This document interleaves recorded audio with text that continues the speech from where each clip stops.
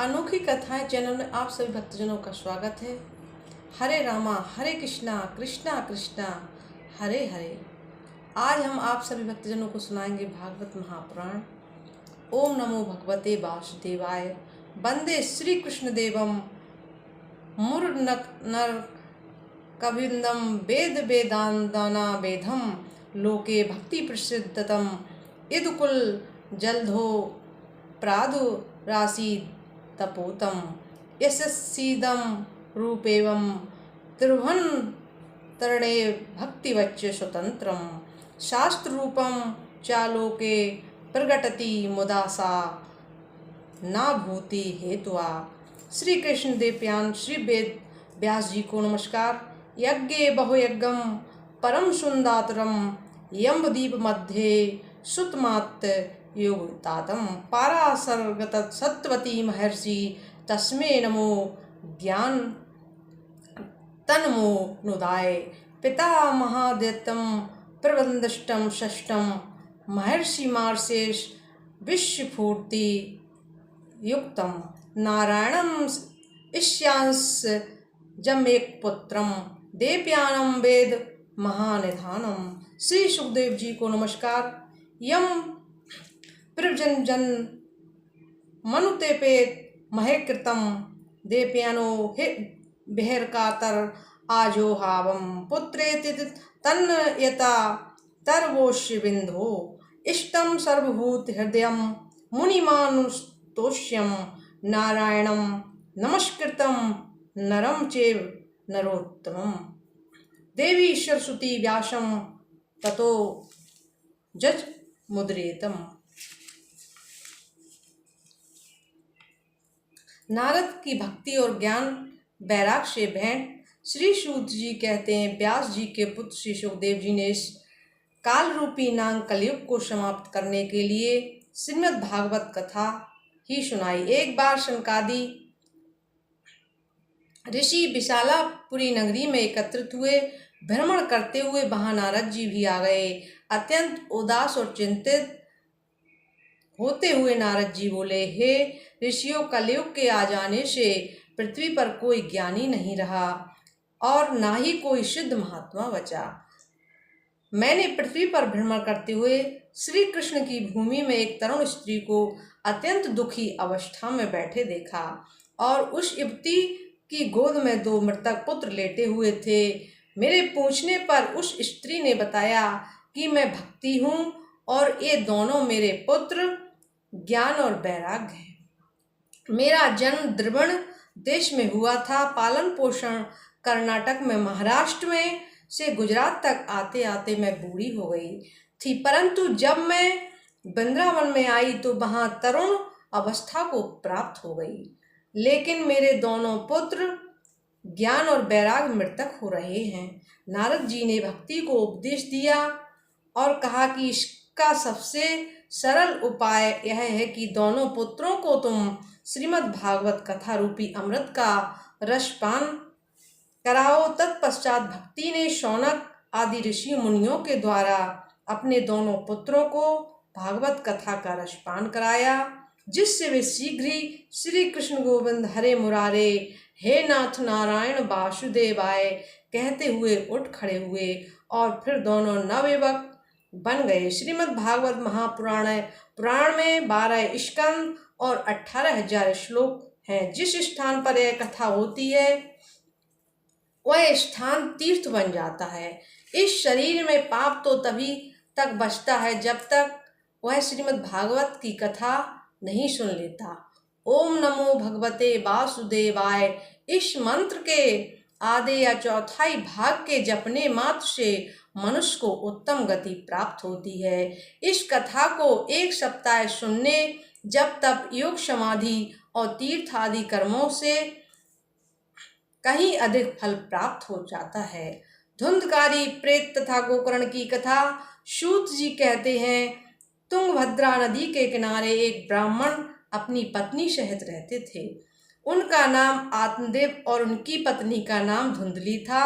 आत्मदेव वेद शास्त्र विद्या में बहुत ही निपुण थे, परंतु वे निसंतान थे। संतान न होने के दुख से वह वन की ओर चले गए। मार्ग में उन्हें एक सन्यासी मिले जिनसे अपने संतान न होने का दुख कह सुनाया। यह सुनकर सन्यासी बोले, तुम्हारे भाग में संतान सुख नहीं है। इस पर आत्मदेव के हट करने पर सन्यासी ने उन्हें एक फल दिया और कहा कि इसे अपनी पत्नी स्त्री धुंधली को दे दिया खिला देना। महात्मा से फल लेकर ब्राह्मण ने अपनी स्त्री धुंधली को दे दिया। ब्राह्मणी ने प्रसव पीड़ा के भय से वह फल गाय को खिला दिया। तत्पश्चात अपनी बहन से बोली कि जब तुम्हें पुत्र उत्पन्न होगा तो उसे मुझे गोद दे देना। कुछ समय बाद उसकी बहन को पुत्र उत्पन्न हुआ और उस पुत्र को उसने अपनी बहन को दे दिया, धुंधली को दे दिया। धुंधली ने ब्राह्मण से कहा कि मेरे स्तनों में दूध नहीं है, इसलिए हमारी बहन को यहाँ रख लीजिए, इसका पालन पोषण करेगी। धुंधली ने उस पुत्र का नाम अपने ही नाम के अनुरूप धुंधकारी रखा। देवयोग से ठीक 3 महीने बाद ब्राह्मण की गाय को बड़े कान वाला बालक उत्पन्न हुआ, जिसका नाम ब्राह्मण ने गोकर्ण रखा। समय के अनुसार गोकर्ण बड़ा विद्वान, पंडित और ज्ञानी निकला, किंतु धुंधकारी चोरी और कुमार्ग पर चलने लगा। उसके इन कार्यों को देखकर माता पिता दुख से भगवान को प्यारे हो गए। धुंधकारी वैश्याओं के चक्कर में फंस गया, जगह जगह चोरी करके जो धन लाता वह उन वैश्याओं को दे देता था। एक दिन वैश्याओं ने धन के लालच में उसकी गला दबाकर हत्या कर दी, जमीन में गाड़ दिया। इस प्रकार धुंधकारी प्रेत योनि को प्राप्त हुआ। गोकर्ण को जब अपने भाई की मृत्यु का समाचार मिला तो वह तीर्थ यात्रा से लौट आया। गोकर्ण ने अपने तप विद्या से ज्ञात कर लिया कि उसे प्रेत योनि मिली। धुंधकारी ने अपने भाई से समस्त घटना का वर्णन किया। तत्पश्चात गोकर्ण ने अपने भाई को प्रेत योनि से मुक्त कराने के लिए 1 सप्ताह तक श्रीमद् भागवत कथा का पाठ सुनाया, जिससे धुंधकारी को प्रेत योनि से मुक्ति मिल गई। उचित समय आने पर दोनों भाई विष्णु लोक को चले गए। श्रीमद् भागवत की कथा का जो भक्त हृदय से श्रवण करता है वह शीघ्र ही भगवान के परम पद को प्राप्त होता है।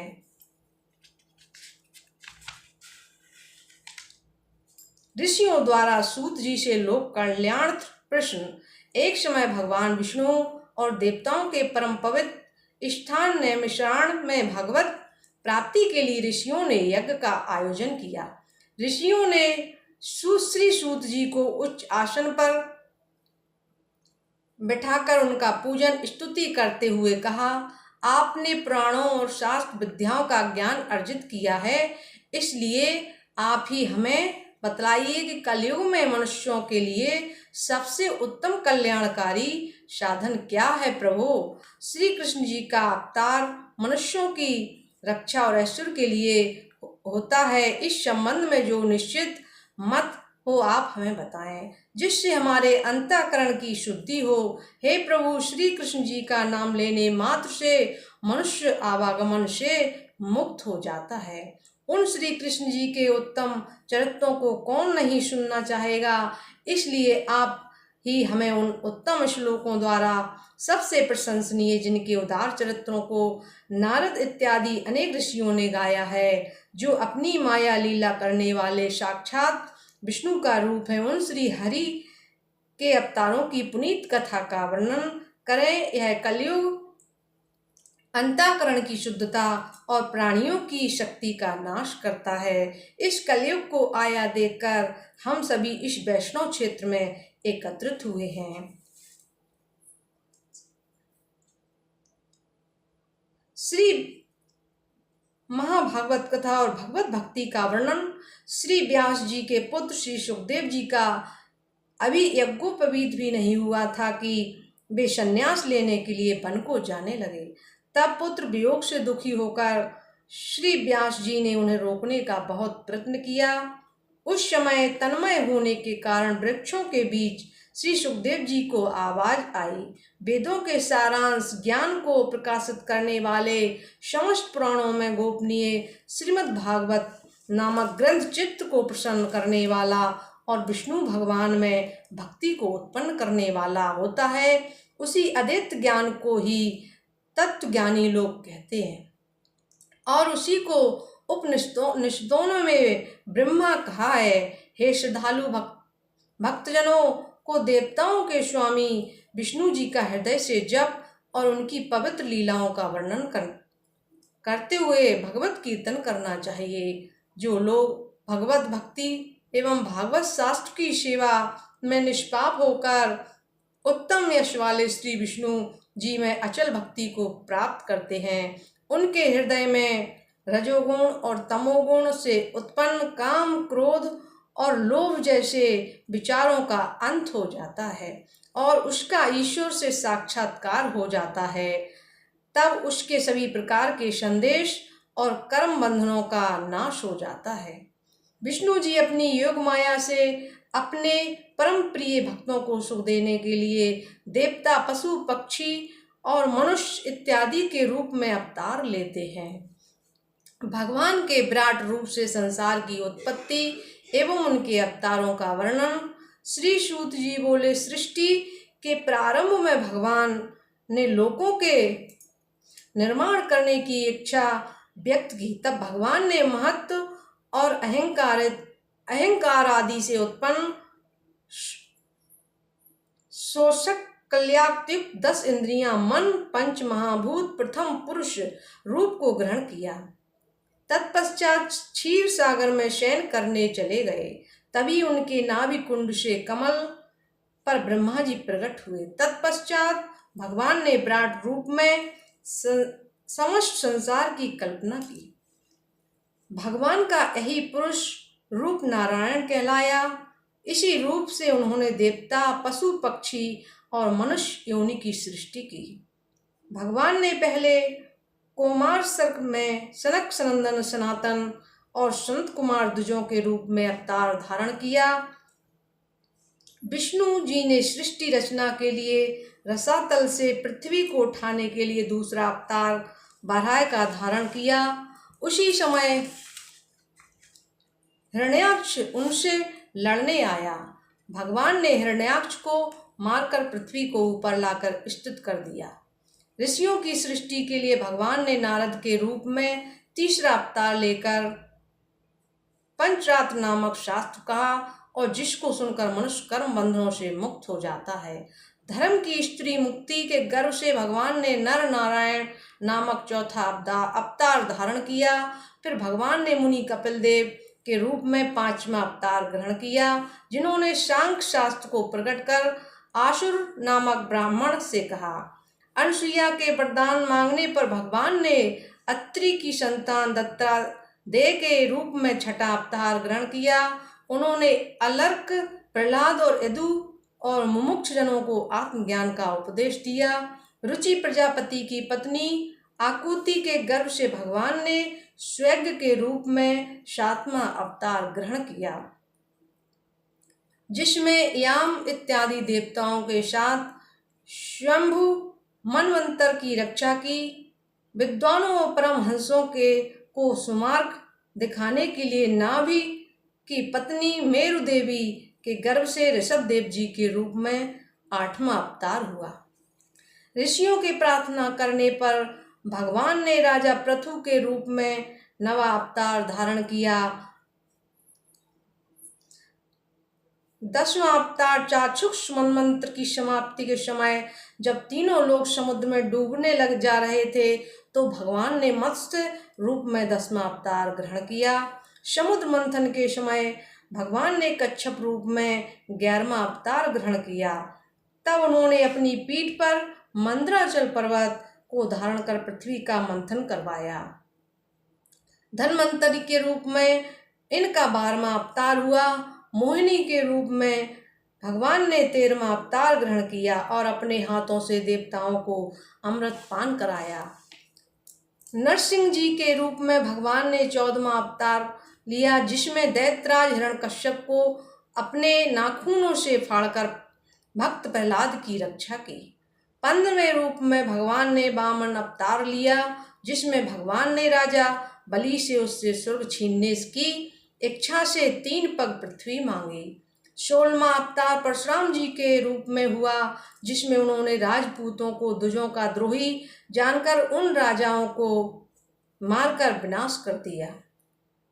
पाराशर जी की पत्नी सत्यवती के गर्भ से वेद व्यास के रूप में 17वां अवतार हुआ, जिन्होंने वेदों के शाखा रूप पुराणों की रचना की। इसके पश्चात देवताओं का कार्य करने के लिए राम अवतार रूप में 18वां अवतार हुआ, रावण को मारा तथा अनेक लीलाएं की।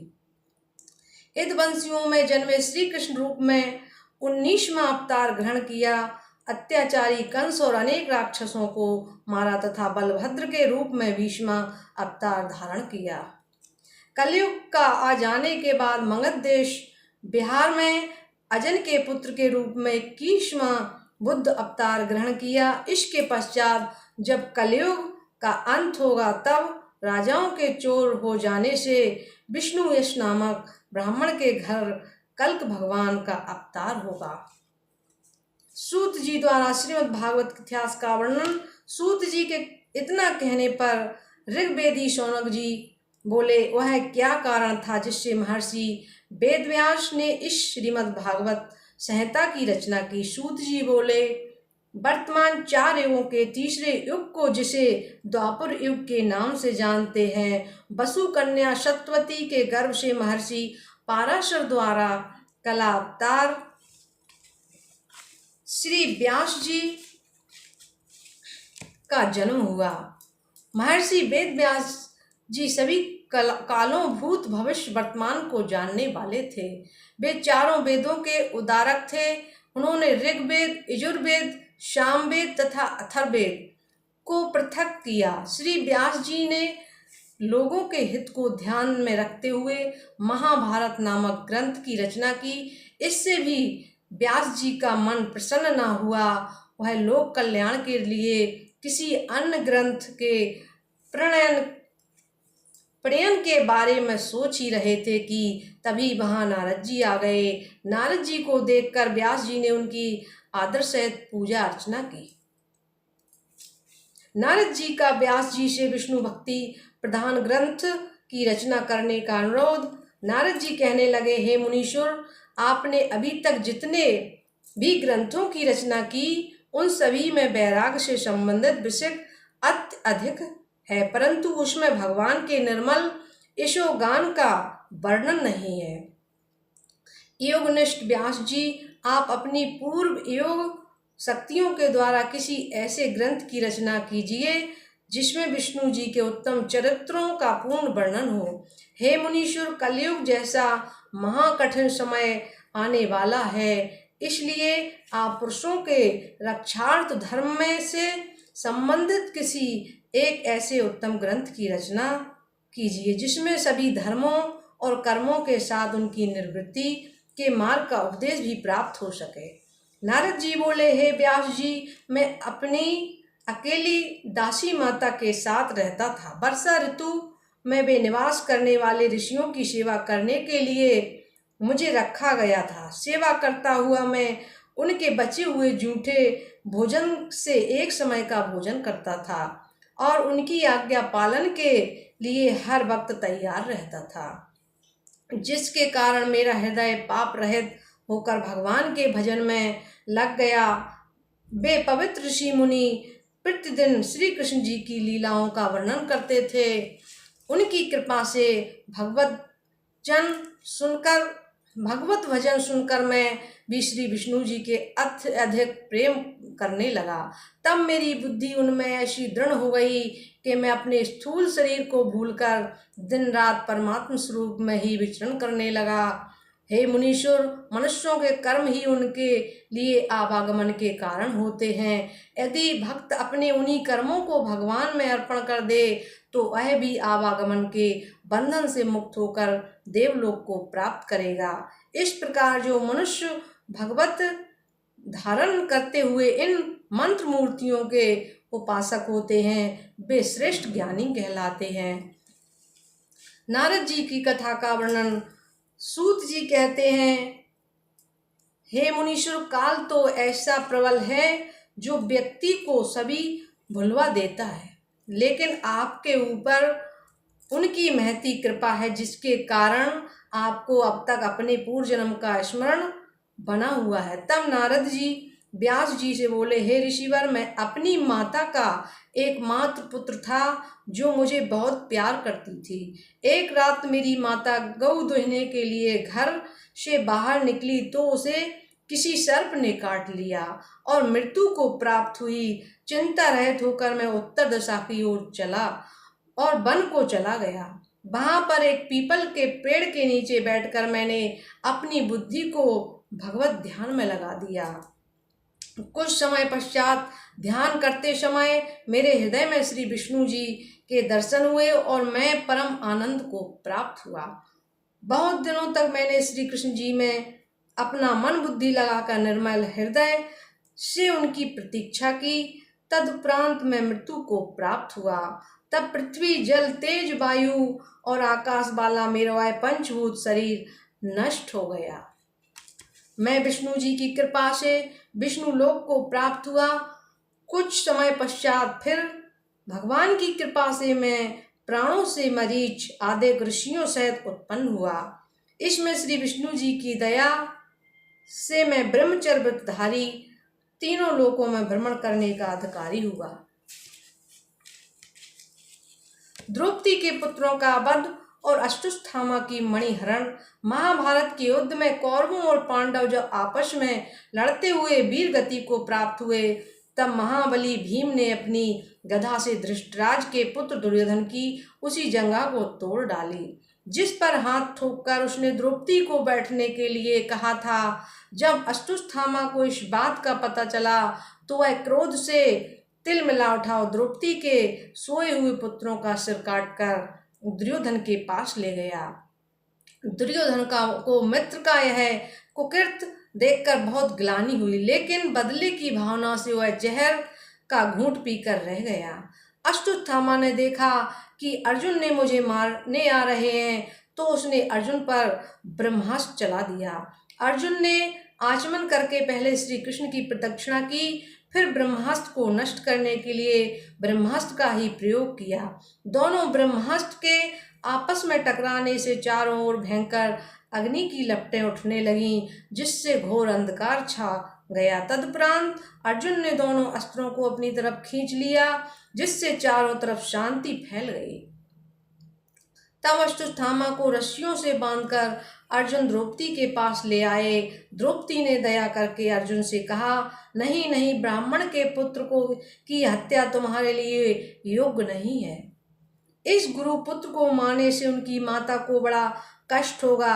अर्जुन ने अश्वत्थामा का सिर मुड़वाकर उसके मस्तक से मणि उतार ली, जिससे अश्वत्थामा का तेज समाप्त हो गया। उत्तरा के गर्भ की रक्षा।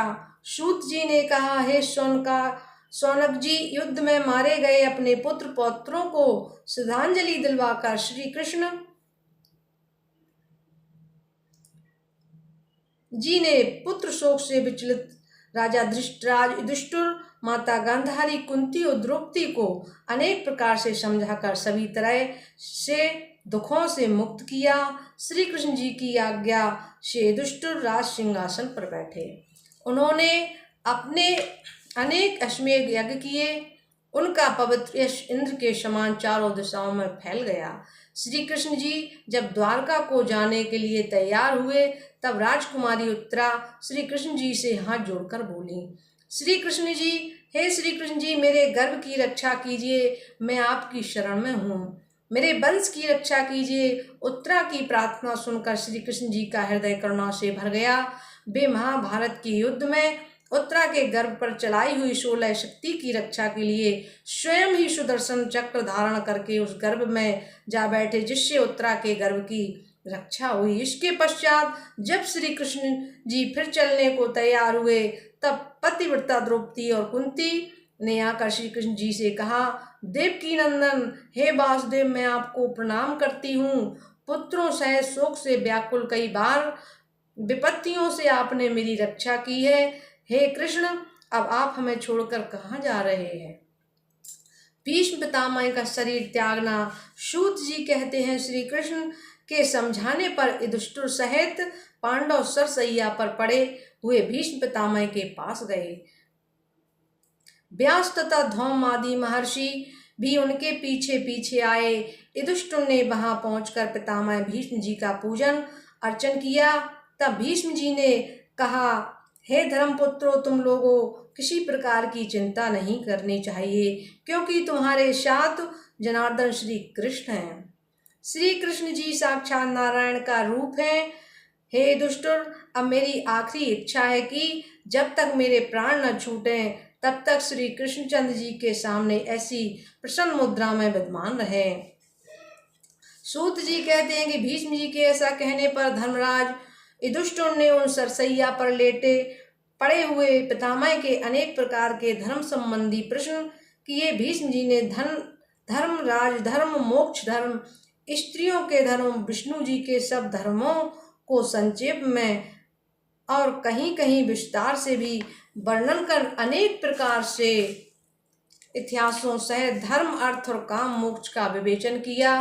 अंत में भीष्म पितामह ने श्री कृष्ण से कहा, हे भगवान, यदि आप अर्जुन के सहायक न होते तो अब अपनी दुर्बुद्धता वह अपनी दुर्बुद्धता के कारण युद्ध में शत्रुओं को कदापि न मारता, परंतु आपने आत्मज्ञान देकर उसे बड़ा साहसी बना दिया है। अचेत, आप वही सत्पुरुष हैं जो मेरी प्रतिज्ञा को सत्य करने के लिए अपनी प्रतिज्ञा को त्याग रथ से नीचे उतर रथ का पहला पहिया ले मुझे वैसे ही मारने चले जैसे हाथी को मारने के लिए सिंह चलता है। यह स्मरण करते हुए भीष्म जी ब्रह्म गति को प्राप्त हो गए। इसके पश्चात श्री कृष्ण और धृतराज के आज्ञा अनुसार युधिष्ठिर ने उनके शव का दाह संस्कार किया और पुनः हस्तिनापुर आकर तपस्विनी गंधारी तथा माता कुंती को समझाते हुए राज्य संभाला। युधिष्ठिर की शासन व्यवस्था एवं श्री कृष्ण जी का द्वारका को जाना। सूत जी बोले, हे मुनि, युधिष्ठिर बड़े ही धर्मात्मा थे। उनके राज सिंहासन पर बैठते ही पृथ्वी धन धान से पूर्ण हो गई।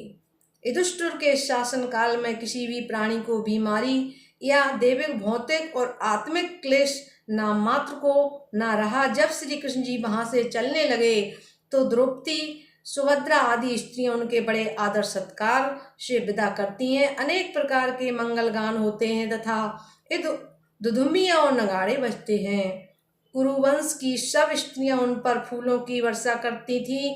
उनके रथ पर मोतियों की झालर लगाती और अर्जुन श्वेत छत्र लेकर श्री कृष्ण जी के पीछे खड़े हो जाते थे। ब्राह्मण और लोग खड़े होकर उन्हें आशीर्वाद देते थे। इस प्रकार जब श्री कृष्ण हस्तिनापुर से चलने लगे तब उनकी रक्षा के लिए युधिष्ठिर ने स्नेह से हाथी, घोड़े और रथ सहित अपनी एक पैदल चतुरंगनी सेना उनके साथ कर दी।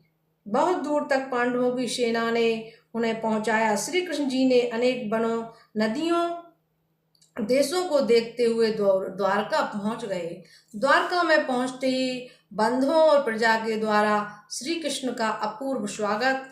श्री सूत जी कहते हैं, द्वारका पहुंचते ही श्री कृष्ण जी ने जोर से अपना पांचजन्य शंख बजाया, जिससे द्वारकावासी समझ गए कि श्री कृष्ण जी अपनी मधुपुरी में आ गए हैं। संसार के स्वामी अपने राजा के दर्शनों के तीव्र इच्छा से सारी प्रजा अपने घरों से निकलकर उनसे मिलने के लिए टूट पड़ी। हे अच्युत, आपके बिना यह द्वारका सूनी पड़ी थी। जब से आप हमको छोड़कर हस्तिनापुर गए तब से हम सभी प्रवासी विकल और दीन होकर दिन रात आपके वियोग में दुखी रहते थे। आपसे एक क्षण का भी वियोग हमारे लिए करोड़ों वर्ष के समान दुखदायी होता था। आपके बिना समस्त फलों से भरे हुए पवित्र वृक्ष, लता मंडप से सुशोभित बगीचे, उनके मध्य में सरोवरों के शोभा बहुत ही फीकी लग रही थी। उनके नगर द्वार तथा सब घरों के द्वारों और मार्गों में जहाँ तहाँ शरबत बंधन वारे टंगे हुए थे, वह पुरी सर्वदा ध्वजा और पताकाओं से अलंकृत रहती थी। कृष्ण जी को आते हुए सुनकर वसुदेव, अक्रूर, उग्रसेन, अमित पराक्रमी बलभद्र, प्रद्युम्न चारुदेश तथा जामवंती के पुत्र शामवादी सब बड़े हर्ष से मांगलिक वस्तुओं को लेकर स्नेह पूर्वक बड़ी प्रसन्नता से अपने रथों पर चढ़कर श्री कृष्ण की अगवानी करने चले। जब श्री कृष्ण जी ने अपने घर में प्रवेश किया तो माता पिता ने उन्हें हृदय से लगा लिया। श्री कृष्ण जी ने देवकी सहित सातों माताओं को सिर झुकाकर खुशी से प्रणाम किया। श्री कृष्ण जी को देखकर माताओं के स्तनों में दूध टपकने लगा। वे दौड़कर उनकी गोद में जा बैठे। माताओं ने प्रेम आंसुओं से बहाकर उन्हें भिगो दिया। तत्पश्चात वे अपनी 16,000 पत्नियों के महल में गए। रानियों ने पुत्रों के बहाने से श्री कृष्ण जी के दर्शन स्पर्श किए। वे सबने रमण करने वाले हैं, उन्होंने सबको मोहित कर लिया, परंतु स्वयं वे किसी के हाथ नहीं लगे। किंतु संसारिक लोगों में जो मूर्ख हैं वे यही जानते हैं कि श्री कृष्ण एक साधारण मनुष्य थे, परंतु उन्हें जानना चाहिए कि जो प्रकृति में स्थित रहते हुए भी सर्वदा उसके गुणों से युक्त नहीं होता, वही ईश्वर है। यही उनकी ईश्वरता है। परीक्षित का जन्म एवं उनके गुणों का वर्णन। शौनक जी बोले, अश्वत्थामा पांडवों के वंश को समाप्त करना चाहता था। वह ब्रह्मास्त्र से उत्तरा के गर्भ में पल रहे शिशु को भी मारना चाहता था, लेकिन कृष्ण जी के हाथ में सुदर्शन लिए उत्तरा के गर्भ के अंदर पल रहे बालक की रक्षा करने स्वयं पहुंच गए। भगवान ने अपने कवच से बालक को ढक दिया, उसकी सुरक्षा के लिए स्वयं अंतर्ध्यान हो गए। जब प्रसव का समय आया तो राजकुमारी उत्तरा ने एक बालक को जन्म दिया। इस बालक का नाम परीक्षित रखा गया। परीक्षित बड़ा होकर भगवान श्री कृष्ण का बड़ा भक्त बना। कुटुंबियों के वध से उत्पन्न पाप को नाश करने की इच्छा से राजा युधिष्ठिर ने कई अश्वमेध यज्ञ कराए। श्री कृष्ण जी के कथा अनुसार भीम, अर्जुन, नकुल और सहदेव ने भी पृथ्वी की सब दिशाओं से अपूर्व धन का दंड रूप में संग्रह किया। हिमालय की तराई में राजा मरुत के यज्ञ से बचाकर गड़ा हुआ धन और सुवर्ण पात्र को प्राप्त किया। बड़े समारोह एवं अपूर्व दान दक्षिणा युक्त युधिष्ठिर ने राजा परीक्षित से 3 अश्वमेध यज्ञ करवाए। राजा परीक्षित का राज्य से कराकर राजगद्दी पर बिठाया। भगवान श्री कृष्ण ने इस प्रकार पांडवों के वंश को की रक्षा की। द्वारका जाते समय उनकी बहन सुभद्रा, द्रौपदी, कुंती, उत्तरा, गांधारी, सत्यवती, धृतराज, युधिष्ठिर, धौम्य, कृपाचार्य, भीमसेन, अर्जुन, नकुल, सहदेव तथा अन्य वियोग के कारण मूर्छित हो गए। कितने ही दिन तक श्री कृष्ण जी हस्तिनापुर में रहे। तत्परांत द्रौपदी सहित राजा युधिष्ठिर से आज्ञा लेकर द्वारका चले गए। विदुर जी द्वारा धृतराज को उपदेश एवं धृतराज और गांधारी का वनगमन। इसके पश्चात मैत्रेय जी से उपदेश लेकर विदुर जी हस्तिनापुर से द्वारका को चले गए। द्वारका में पहुंचते ही श्री कृष्ण जी ने उनका बड़ा सम्मान किया। विदुर जी श्री कृष्ण जी के परम भक्त थे। कुछ दिनों पश्चात जब विदुर जी पांडवों के पास आए तो युधिष्ठिर ने पूछा, हे महात्मन, द्वारका में जाकर आपने क्या क्या देखा और क्या समाचार सुना? कृपा करके कहिए। हमारे मित्र यदुवंशी कुशल से तो हैं। युधिष्ठिर ने ऐसा पूछने पर विदुर ने यदुवंश का नाश छोड़कर द्वारका का सब कुशल मंगल कह सुनाया। इस प्रकार पांडवों ने सम्मान पाकर विदुर जी कुछ दिनों तक हस्तिनापुर में रहे। विदुर जी ने धृतराष्ट्र से कहा, हे राजन, आपके शरीर को बुढ़ापे ने घेर लिया है। आपने व्यर्थ ही में अपनी कीमती समय बिता दिया है। अब आप वन में जाकर तपस्या कीजिए। जिस भीम को आपने आग से में जलाया, जिसे विष दिया, जिनकी स्त्री का अपमान किया, जिनका धन अपहरण कराया, उन्हीं पांडवों के हाथ से दिए अन्न को खाकर जी रहे हो। हे राजन, आपके कुटुंबी और आप भी यह जानते हैं कि काल कब आएगा यही किसी को भी मालूम नहीं है। इससे अच्छा है कि आप घर से निकलकर उत्तर दिशा को तपस्या के लिए जाइए। विदुर के द्वारा मोक्ष मार्ग दिखाए जाने पर धृतराज घर छोड़कर तपस्या के लिए चल पड़े। उनके साथ में उनकी पत्नी गांधारी और विदुर जी भी हिमालय पर मोक्ष की प्राप्ति हेतु तपस्या करने चले गए। धृतराज और माता गांधारी को न पाकर पांडवों के राजमहल से लेकर समस्त हस्तिनापुर में कोहराम मच गया। शोक की काली घटा छा गई। इतने में भी भ्रमण करते हुए तुदुम्बरु आदि गंधर्वों के साथ वहां नारद जी आ गए। युधिष्ठिर ने नारद जी को सभी समाचार बतला दिया। तदुपरांत नारद जी ने कहा, उत्तर में हिमालय के तट पर एक सप्तस्रोत नामक पवित्र तीर्थ है। वहां से गंगा जी निकलकर अपनी 7 धाराओं में प्रवाहित हुई हैं। वे सभी वहीं रहकर गंगा पवित्र जल में स्नान ध्यान करते हुए तप कर रहे हैं। उन्होंने मायाकृत वासनाओं को त्याग कर इंद्रियों पर विजय प्राप्त कर ली। इसलिए हे दुष्टुर, अब उन परम तपस्वी धृतराज के पवित्र मार्ग में तुम बाधक मत बनो। परम साधु विदुर जी उन्हें उत्तम मार्ग पर ले गए हैं, तुम उन सबके लिए दुख ना करो। ऐसा कहकर नारद जी चले गए। युधिष्ठिर ने उनका वचन मानकर शोक को त्याग दिया। युधिष्ठिर को नाना प्रकार के अपशगुन होना और श्री कृष्ण जी का शरीर त्याग। जब अर्जुन श्री कृष्ण जी से मिलकर द्वारका से नहीं लौटे तो काल के विपरीत युधिष्ठिर को अनेक प्रकार के अपशगुन दिखलाई पड़ने लगे। ऋतुओं ने धर्म वाले काल की गति भयंकर हो गई। प्रजाओं में काम, क्रोध, लोभ, झूठ बोलने की प्रवृत्ति बढ़ गई थी, जिसको देखकर धर्मराज युधिष्ठिर का हृदय कांप उठा। उनकी बाईं जंघा और बायां नेत्र फड़कने लगा। तब युधिष्ठिर ने भीम को बुलाकर कहा, हे वृकोदर, मेरे भाई अर्जुन द्वारका गए थे, वे अभी तक नहीं लौटे। 7 महीने का समय बीत गया। क्या नारद जी का बताया हुआ वह समय आ गया जो श्री कृष्ण जी अपना लीलामय शरीर त्याग देंगे? ऐसा लग रहा है कि इस संसार में कोई महान परिवर्तन होने वाला है। नहीं तो सूर्य का प्रकाश मंद न पड़ता या आकाश में ग्रहों का परस्पर युद्ध हो रहा है। नदी, नद, तड़ाग और मनुष्यों के मन क्षुब्ध हो गए हैं। पता नहीं ये सब मिलकर हमको किस प्रकार दुखी करना चाहते हैं। यह पृथ्वी विष्णु जी के चरणों के सौभाग्य से रहित हो जाएगी। राजा युधिष्ठिर ऐसा चिंतन कर ही रहे थे कि अर्जुन द्वारका से लौट आए। यदुकुल का संहार तथा पांडवों को की हिमालय यात्रा। श्री कृष्ण जी के शोक में दुखी अर्जुन युधिष्ठिर से बोले, महाराज, श्री कृष्ण जी ने मुझे धोखा दिया है। उन्होंने मुझसे मेरे तेज को चुरा लिया। जिनकी कृपा मात्र से मैंने स्वयंवर में मछली की आंख पर निशाना साधकर द्रौपदी को जीत लिया।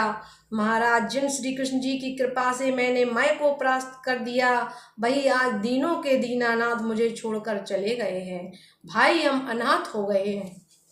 जब मैं यदुकुल की इन स्त्रियों को साथ लेकर द्वारका से चला तो पंचनद पर आते ही मुझे कुछ दुष्ट यादवों ने ललकारा, तो मेरा गांडीव भी धोखा दे गया।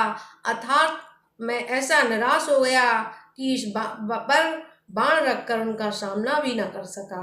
द्वारकापुरी समुद्र में डूब गई और समस्त यदुकुल का संहार हो गया।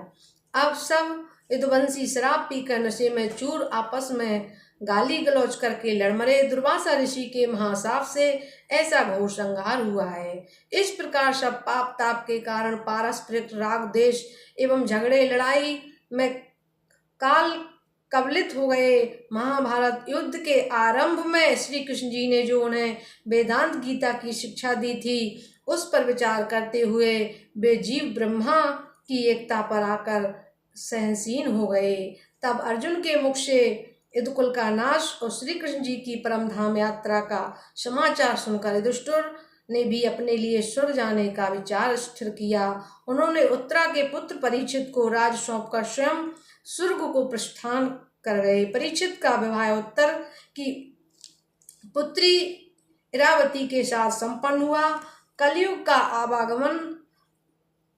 आगमन और पृथ्वी की दुर्दशा। सूत जी बोले, जब परीक्षित अश्वमेध यज्ञ कर चुके थे, तब राजा परीक्षित ने देखा कि कलयुग राजा का रूप धरकर एक गाय और एक बैल के जोड़े को ठोकरें मार रहा है। इस बैल के तप, दया, पवित्रता और सत्य रूपी 4 पैर थे। कलयुग के आने से तप, दया, पवित्रता रूपी 3 पैर टूट गए।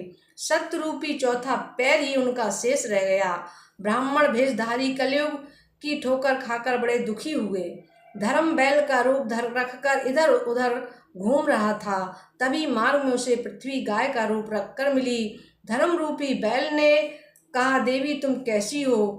पृथ्वी रूपी गाय ने धर्म रूपी बैल से कहा, कि आपके चरणों से युक्त सत्य शुद्धता, दया, सरलता, क्षमा, दान, मन की निर्मलता, नेत्रों की स्थिरता, तपस्या और आचार आदि का अभाव, दूसरों के अपराध को सहन करने की शक्ति, लाभ में भी प्रसन्नता का न होना, शास्त्र चिंतन तथा ज्ञान, वैराग, ऐश्वर्य, शूरता, तेज, बल, स्मरण, स्वाधीनता, कार्य कुशलता, सौंदर्य, धैर्य, हृदय की कोमलता, मन, ज्ञानेंद्रियों तथा कर्मेंद्रियों की बुद्धिमत्ता, भोग सामग्रियों की प्राप्ति, गंभीरता, अंचलता, श्रद्धा, यश, मान, ये सब अब कहीं भी दिखलाई नहीं पड़ते। ऐसा जान पड़ता है कि ये सभी सद्गुण श्री कृष्ण जी के परम धाम जाते ही नष्ट हो गए हैं, अथवा कलयुग के आकर इन सब का विनाश कर दिया।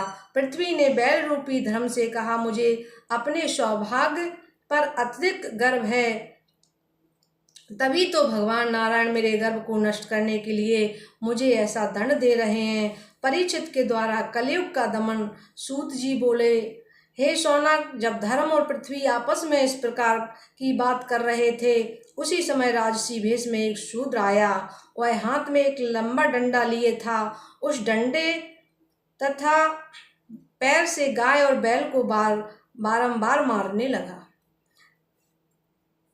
तब धर्म रूपी एक पांव का बैल दुखी हो वो आगे बढ़ा और पृथ्वी रूपी गऊ को भी नेत्रों से अश्रुधारा को बरसाती हुई शीघ्रता से आगे बढ़ने लगी।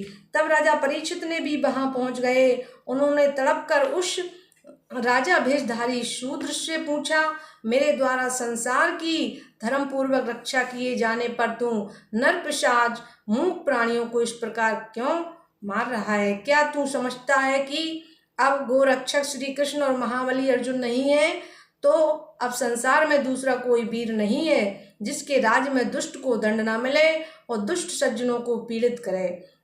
वह उन्मत्त राजा वैभव सहित नष्ट हो जाता है। शूद्र कलयुग राजा परीक्षित को देखकर अपने असली रूप में प्रकट हो गया। परीक्षित की शरण में आकर खड़ा हो गया। परीक्षित ने उसको दंड न देकर उसके रहने के लिए 4 स्थान दिए: धूत, असत्य, मदपान, स्त्री संग, आसक्ति, हिंसा, निर्दयता। तभी कलयुग ने कहा, महाराज, एक और कोई अच्छा स्थान भी दीजिए। राजा ने कहा, अच्छा, तुम सुवर्ण में भी वास कर सकते हो। फिर तो कलयुग ने राजा के सुवर्ण मुकुट में भी अपना वास स्थान बना लिया। राजा ने बैल धर्म के 3 पैर, तपस्या, शौच, दया को जोड़ दिया और शांतिपूर्वक संसार की सेवा और भरण पोषण करने लगे। श्रृंगी ऋषि का परीक्षित को शाप देना। सूत जी बोले, एक दिन राजा परीक्षित शिकार के लिए वन में गए हुए थे तो जल की खोज में एक जलाशय के निकट पहुंचे। देखा तो वहां किसी तपस्वी का आश्रम बना हुआ था। राजा उस आश्रम में चले गए, परंतु उस समय शमीक ऋषि तपस्या में लीन थे। तपस्या में लीन होने के कारण राजा का अतिथि सत्कार नहीं कर पाए। भावी बस उनको क्रोध आ गया। एक मरा हुआ सांप लाकर मुनि के गले में डाल दिया। तत्पश्चात अपनी राजधानी को आ गए। राजा को ऐसा करते हुए देखकर ऋषि पुत्र को बड़ा क्रोध आया और उसने कोसकी नदी के तट पर जाकर जल से आचमन कर राजा परीक्षित को यह शाप दे दिया। पुत्र का विलाप सुनकर शमीक ऋषि ने अपने पुत्र से पूछा कि हे बेटा, तुम क्यों दुखी हो? तुम्हारा किसने अपमान किया है? हे मुनि से पुत्र ने सब हाल कह सुनाया। राजा के शाप को सुनकर शमीक ऋषि को अत्यधिक चिंता हो गई। उन्होंने कहा, हे पुत्र, तुमने इतने थोड़े अपराध के लिए इतना बड़ा शाप दे दिया। ऐसा कहते हुए ऋषिवर को बहुत आत्मग्लानि होने लगी। जब देश में कोई राजा नहीं होता तब मनुष्यों का वेद वर्णित वर्णाश्रम धर्म सहित सदाचार नष्ट हो जाता है और लोग कुत्तों तरह वानरों के समान अर्थ तथा काम में लगकर वर्ण संकर संतान उत्पन्न करते हैं। परंतु राजा परीक्षित तो बड़े ही पुण्यशाली हैं, कई अश्वमेध आदि यज्ञों के कर्ता हैं। पुत्र, तुमने राजा को ऐसा शाप देकर अच्छा नहीं किया। परीक्षित का प्राण त्याग के लिए तैयार होना और सुखदेव जी का आगमन। सूत जी कहते हैं, राजा परीक्षित को अपने किए निंदित कर्म पर बड़ा पश्चाताप हुआ। मुनि पुत्र का श्राप सुनकर वे अत्यंत उदासीन होकर विष्णु रूप श्री कृष्ण जी का ध्यान करते हुए अन्न जल को त्याग मरने के लिए गंगा जी के किनारे जा बैठे। तब उनके इस अनुष्ठान को देखकर मुनियों ने, विद्वान और विचारक धर्मात्माओं में बड़ी हलचल मच गई।